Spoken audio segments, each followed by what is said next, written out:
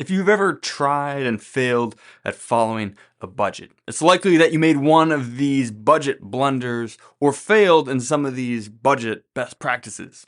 So today, for our 99th episode of Retire Mentorship, we're going to cover 9 budgeting blunders and 9 budgeting best practices to help you make the most out of your cash flow and help you fund your dreams and goals. So let's get right into it. 9 budgeting blunders. Number 1 is having a complicated budget.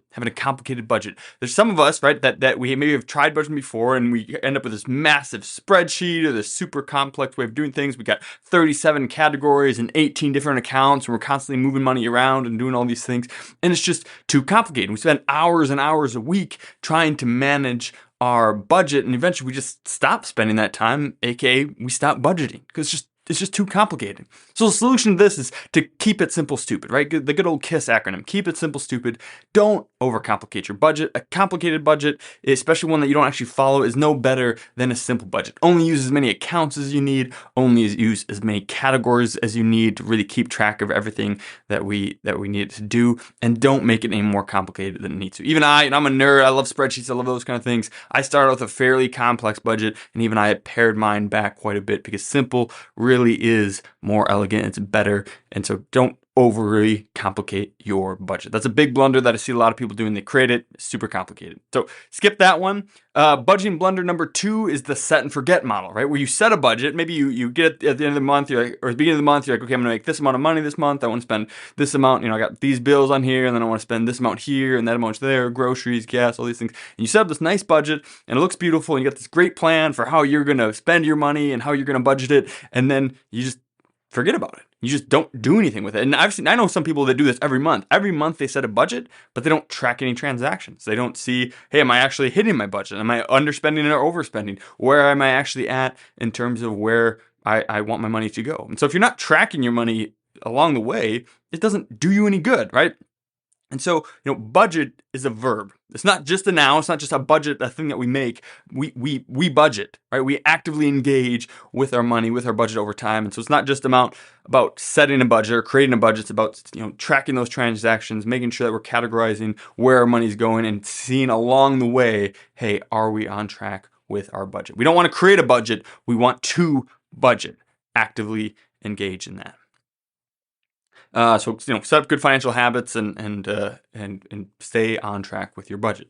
Number 3, budget blunder number 3 is manual tracking. This is where you're spending tons of time, again, importing transactions, or even worse, like literally copying them over from a checkbook or a bank statement or something like that, and you're inputting all the different ways that you've spent money into a budget manually. And this is a gigantic waste of time, right? That we have software that will do that for us. Don't do these monotonous, boring chores like importing transactions or manually inserting them. It's a good way to do a half budget. Or maybe you record some of your transactions, but not all of them.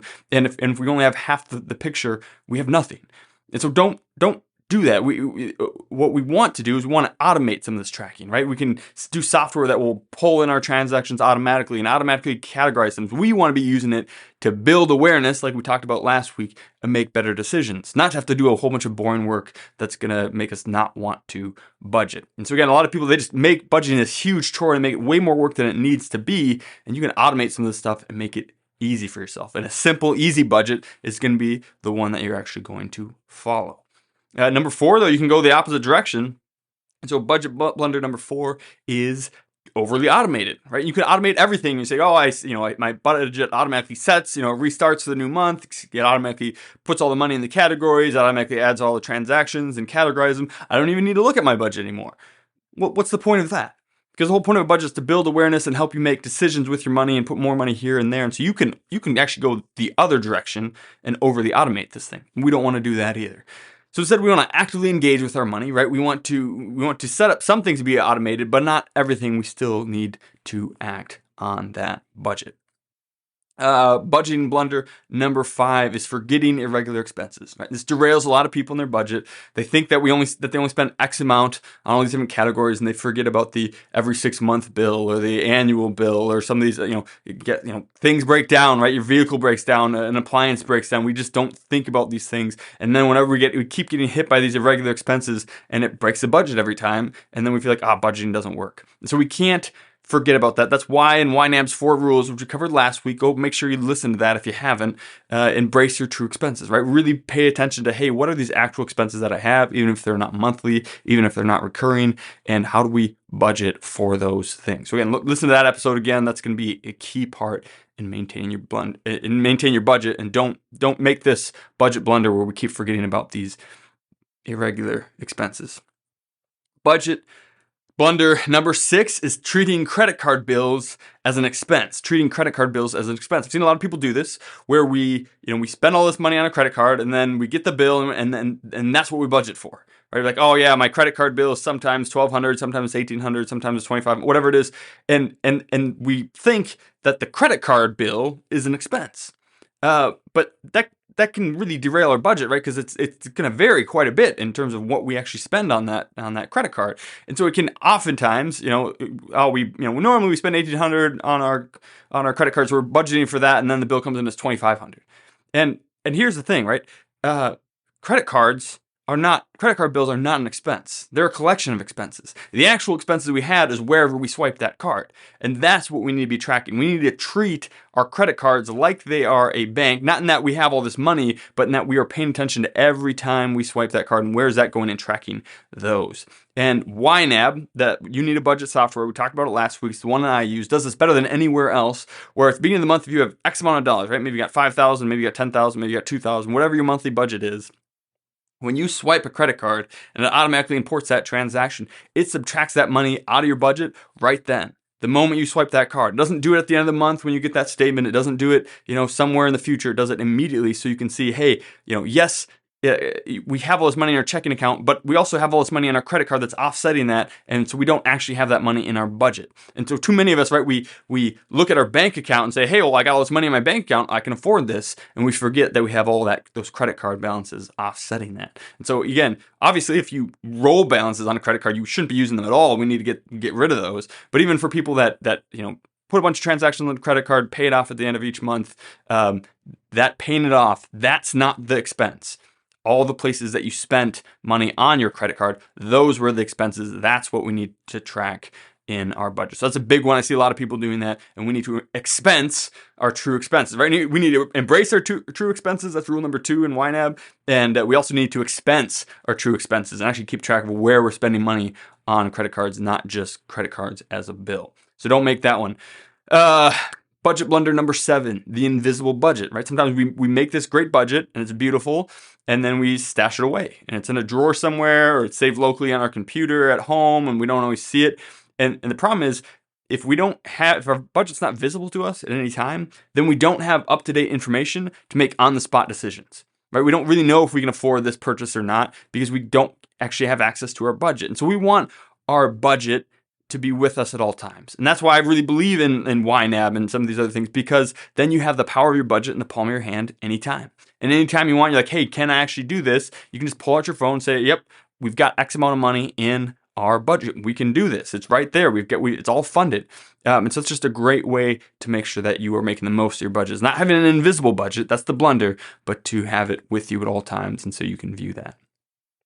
Budgeting blunder number 8 is budgeting alone, right? This is really when you're married and you have joint finances, and one person does a budget and the other one just kind of ignores it, right? And then you start getting all these issues where the budgeting spouse starts giving the other spouse an allowance or all of these different things, and then you start having disagreements and arguments and fights and all this, and it's just not great. So obviously you want to budget together, right? And some of the best practices, which we'll cover in just a second, there's 3 of them in there that are specifically for budgeting as a household, budgeting with your spouse. So make sure that if you start following those, some of those will get better, but you can't budget alone. You can't have one person in a marriage budgeting and the other person just ignoring it. Just doesn't work. So don't make that blunder. And the last one, budget blunder number 9, is budgeting for free, right? And this is where we think we can save money by just doing it on a spreadsheet or doing it on a notebook or getting some free software that isn't as great. And we see things like YNAB, and maybe you checked it out over last week and you saw that it costs something. You're like, I don't want to pay money. Pay money? Are you kidding? I'm not gonna subscribe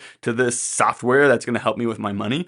And because we kind of have this, a lot of us can have this mindset that all of our money that we can possibly have, right? We pay our bills that we have to, and then as much as we can, let's make sure we spend the rest on entertainment. And we just need to break that mindset for one, but we got to think about actually having a budget is going to help us save money. It's going to help us do better with money. It's going to help us control our money, and that's worth something. And so, all the free methods, the spreadsheets, the notebooks, all these things, the ones that are totally free, those are really only free if your time is worth nothing. Because you're going to spend so much more time trying to maintain those budgets and trying to manually put in transactions or import them and do all these things. Like that all takes so much more time that it's not free. And you would save so much time and therefore so much money if you had a software that's doing that monotonous work for you. So it's only free if your time is worth nothing. And it also becomes much more expensive if you're not doing it right or not doing it to the best of its ability. Because doing a budget right will save you tons of money. It will help you fund all your goals. It'll help you achieve your dreams. It's one of the greatest acts you can do.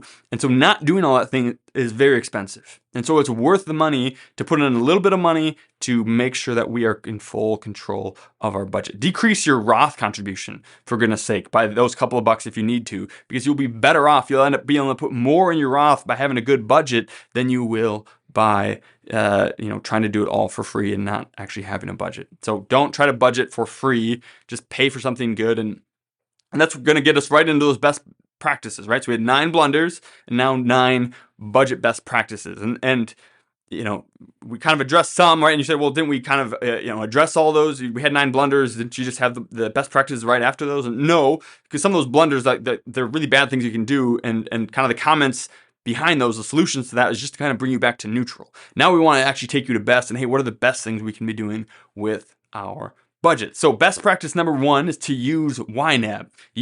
You Need a Budget. That's the software. It's an app. It's a desktop app. You can log into it in any browser you want, on your home computer, at work, on someone else's computer if you need to. And then it's got a world-class mobile app that's with you at all times. It automatically imports transactions. It categorizes any of them that you need. It's really easy to set your budget up each month. You can set goals in there to say, hey, I want to save X amount each month towards this thing. I want to fund my Roth IRA by this much. I want to put this amount into my HSA. We got these expenses coming up. So how do we make sure that we put X amount each month into Christmas gifts or to the annual property taxes or whatever else it is? It does all that stuff, and it does it better than anyone else. So one of the best things you can do for your budget is just to use YNAB, right? You need a budget. That's the whole point of this whole thing, is that we need one. I need one. I use it constantly, and we love it. So I don't get paid to represent them. I just love them. I've used them for a long time. Technically, if you use one of the links in the podcast, description or in the blog, that'll give me it's my referral link, so I get a free month for myself if you use that link. Ooh, I save $8. It's really not. I don't do it for that. Right? I do it because I really believe in this software, and I've seen so much benefit for myself and my family, and so that's why I recommend it. So best practice number 1 is to use YNAB. Number 2 is to automate transactions, right? And YNAB will do this, but I guess you could try to find another software that will do this as well. But you want to connect your banks and your credit cards so that it will import all those things automatically, right? We don't want to be manually tracking all these things. And YNAB is going to recognize any previous transactions you had. It's going to categorize those, so then all you have to do is approve, hey, we saw you spent this, and this. Is this where all that's supposed to go? And you say, yep, that's all correct. It's perfect. So that way you still have that awareness, right? You're still checking it. It's not so automated that it just does all that in the background, but it does all the heavy lifting, all the monotonous, boring things of doing a budget. You can also set transactions to repeat, right? And so we say, hey, we've got all these different insurance premiums that go out at different times of the month. We're going to set those on repeat. So then at the beginning of the month, it reminds us, hey, by the way, you've got these recurring transactions that are going to come out later in the month. Make sure that you put enough in that category at the beginning of the month to cover all that, right? And so there's just a lot of things that we can automate, a lot of those transactions we can automate to make building and, more importantly, maintaining and following our budget that much easier. YNAB does it better than anyone else. I suppose you could try to find something else that'll do that as well. But that's best practice number 2, is to automate transactions. Budget best practice number 3 is to create budget habits, right? And we cover this a lot in our in our couple episodes we did back in the day where I think it was episodes 75 through 77 were on financial habits. And 76 in particular was on how do we make good habits, how do we build good financial habits, and we used budgeting as an example. So if you didn't listen to that, go back. You can go to retirementmentorship.com/76 or scroll back through your podcast player and you can find that or in YouTube. And that's going to be a good one to tell us how to do that, right? And we can set up a lot of automations and stuff at the beginning. That's going to do a lot of it, but we also need to actively engage with our budget. And so we want to create these good habits. And so there's 3 budgeting habits that we should make to get the most out of this best practice. The first one is creating a budget, right? We need a habit of probably monthly, or maybe it's every pay period, going in and giving every dollar a job, right? You get all that money at the beginning of the month or every pay period, and that's rule number 1 for YNAB, right? We covered that last week, is go in and assign all those dollars a job and fund your goals and fund your expenses and all those things. And that's going to be a great way to do that. So that's the first habit you want to do, is creating a budget at the beginning of each month or pay period. Number 2 is reconciling your accounts. That's where you're making sure that what you have in YNAB is also what you have in your bank. I don't know if you've ever done this in the old school, like when you have a check register and whatnot, and you're tracking all your transactions, but you missed a couple, and so you think you have more money in your bank, and then you check your bank account, and you're like, oh wow, we actually spent more than we thought. Like you got to make sure those are okay. And so YNAB has a great feature where you hey, this is what we have. Is this what you have at your bank? Great, perfect. We're reconciled. You're all good. No, well then let's go find the transaction that's missing and making sure that we're on top of that. Or you can just add one. Say, I don't know where it is, but let's just add a transaction to make it fit. And that way you're never getting outside, and you can always trust that what you see in YNAB is true. So I do that weekly for me. So I create a budget monthly and I reconcile my accounts weekly. That's 2 habits. And then the third habit is categorizing transactions. And that's where, again, if you're using YNAB, you just open your app. It'll show, hey, you've got 4 transactions in here to categorize. You pop them up. It recognizes 3 of them, and you just say, yep, approve. And that 4th one is a new place you've never spent before. And so you got to just tell it where that's supposed to come out of, and then you're done. And I do this daily. It's a really easy daily habit to make, to do. It takes just a few seconds if you're doing it daily. And so that might be one of those things where, hey, instead of scrolling social media, or maybe even quickly before you scroll social media when you're, doing your business or whatever else, waiting in line at a grocery store, instead, before you tap on Facebook or Instagram or TikTok, just tap on YNAB first, categorize a couple of transactions on there. That's keeping you aware of where your money is going at all times.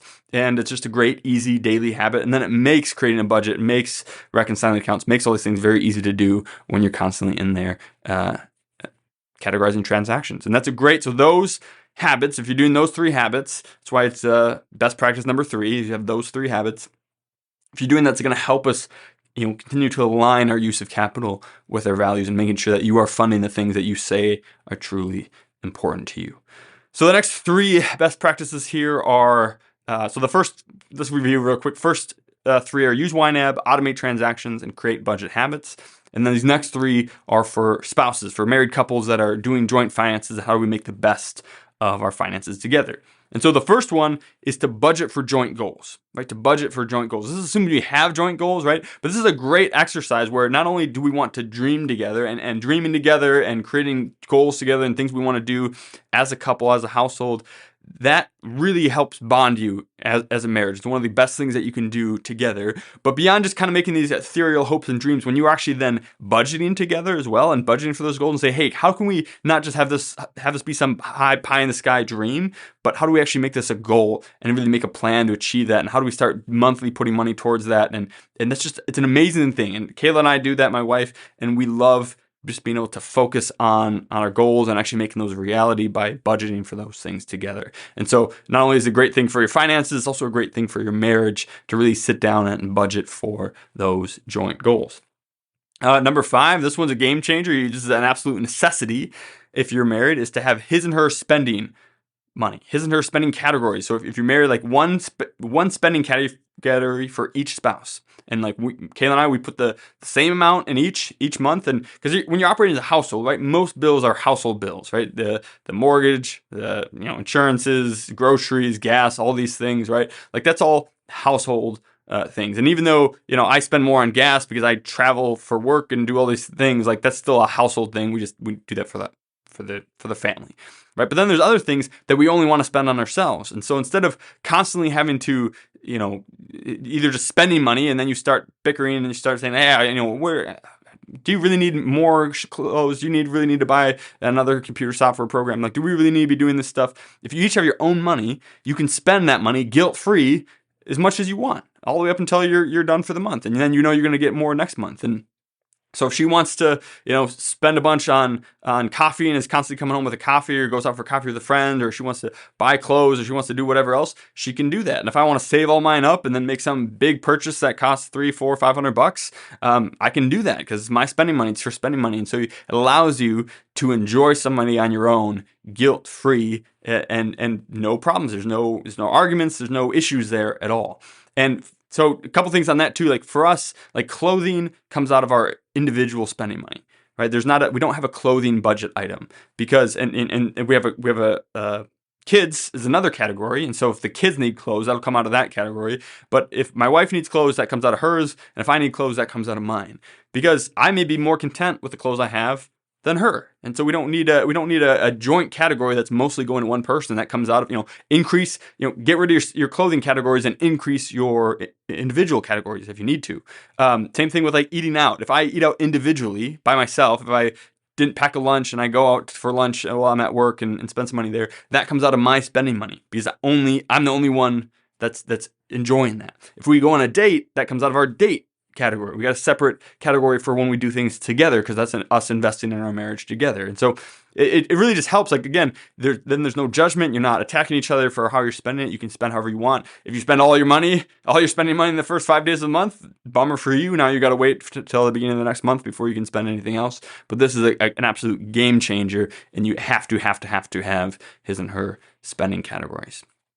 Number 6 is then to own categories, right? So I'm a financial planner.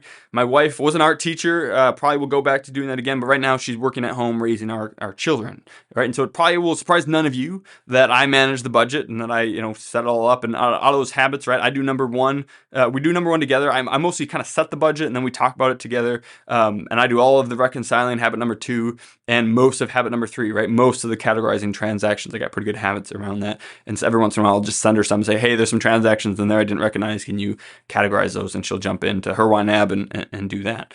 And so, it probably doesn't surprise a lot of you that I do a lot of the budgeting in our household as a financial planner, but there's a few categories that she manages, that she owns. And in addition to her spending, right, she owns grocery when she's setting grocery orders and all that stuff, make sure that she's not going over that. Kids, if we need certain things for the kids, she's moving money into those categories and making sure that we're limiting purchases in there only to what we have in that category for kids. So yeah, they need these clothing or whatever, and they also need this clothing, but we can wait till next month on that because we already ran out of the kids' budget. Those types of things. Gifts, she's a big gift giver. I'm not. I don't give any gifts, really. She loves it, and so she manages that. And there's just kind of this other category, like random things you need for the household. Again, we'll buy those things all the way up until we're out of that other category, and then we got to stop and wait till the next month before we get anything else. So she doesn't have to manage the whole budget. She just has to manage 4 categories, 5 including her own spending.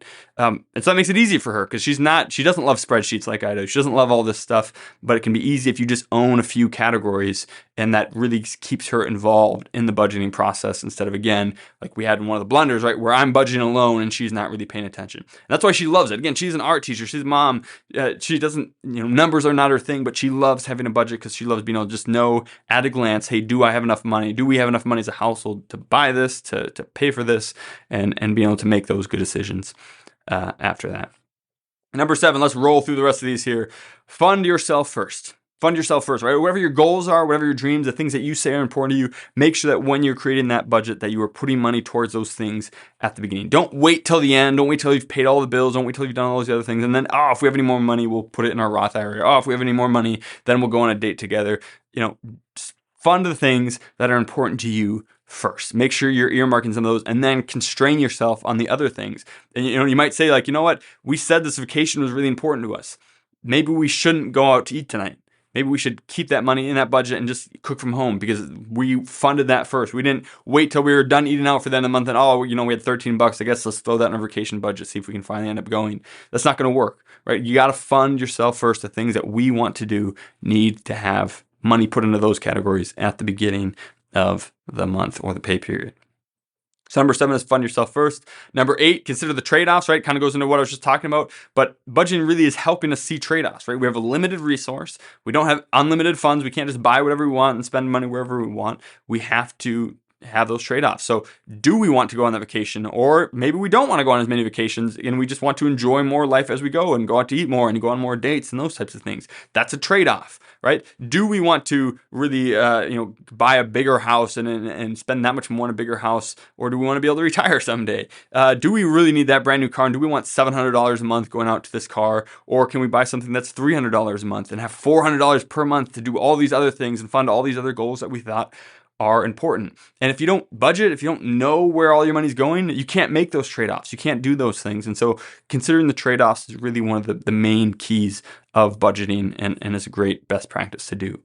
And then lastly is number 9, best practice number 9, delay optional spending. If you got this other category, you got these things that you'd like to have, but you don't really need them. Sometimes you check your budget, you see, hey, we've got money in other, we've got money in this category, like we can technically afford this. Just wait. Because what will often happen, right, is you see something on the 5th of the month, you've got the money in your budget, so you buy it, you didn't go over budget, you're good, but then some unexpected expense comes up later, and now we don't have the money to cover that, and now we're, dipping into savings, or worse, putting on a credit card that we can't, that's not funded. And so we don't want to have to do that if we can help it. And so whenever we can, if we see something that would be nice to have, but we don't need to have it, just delay. We're not saying no. We're not saying no, we can't have that. We're saying not right now. Let's wait till the end of the month. And if we still have the money in the category at the end of the month, if nothing unexpected has come up, we can buy it then. That's going to do 2 things, right? We're not going to have any more of those unexpected expenses that keep ruining our budget. We'll still have money set aside for those things. But then 2, a lot of times you get to the end of the month and you might not even remember what you wanted to buy, which will save you the money. Or maybe you do remember, you're like, you know what, this is not that important. Instead of spending $80 buying that thing off of Amazon, or that thing that I saw in that store one time that I wanted as an impulse purchase, because I didn't say no, I just said not yet, right? And delayed. Now that I look back at it, I don't want that. Instead, let's put that $80 towards our goal. Let's put it towards our family vacation. Let's put it towards an awesome date night, or a weekend away with just me and my spouse. Or let's put it in retirement or wherever else, right? Funding yourself. And so you want to fund yourself first, right? You still want money going into all those things you say are important. But then at the end of the month, you may have additional money. Think of that, right? You actually had extra money at the end of the month to put on top of that, funding yourself first. And that's a good way to accelerate your goal. So just delay optional spending just until the end of the month, until the end of the pay period, and only buy it if you still have the money then. Don't spend all your extra money at the beginning of the pay period. You're gonna mess yourself up down the road. So there you go. All right, episode 99, 9 budgeting blunders and 9 best practices. I hope that was helpful for you. So go back and listen to the last episode if you haven't yet on You Need a Budget. We're gonna have one more episode here, episode 100 full episodes of the Retirement Mentorship Podcast. There's some bonus ones in there. That's probably why you see more episodes than that in your podcast player, but it'll be our 100th full episode, and I'm excited to see where we're going with this. It's been great. We're going to keep going, right? We're not stopping at 100, but we got a special announcement next week at the end of the episode, so stay tuned for that. We'll see you next week. Cheers. I hope you enjoyed that.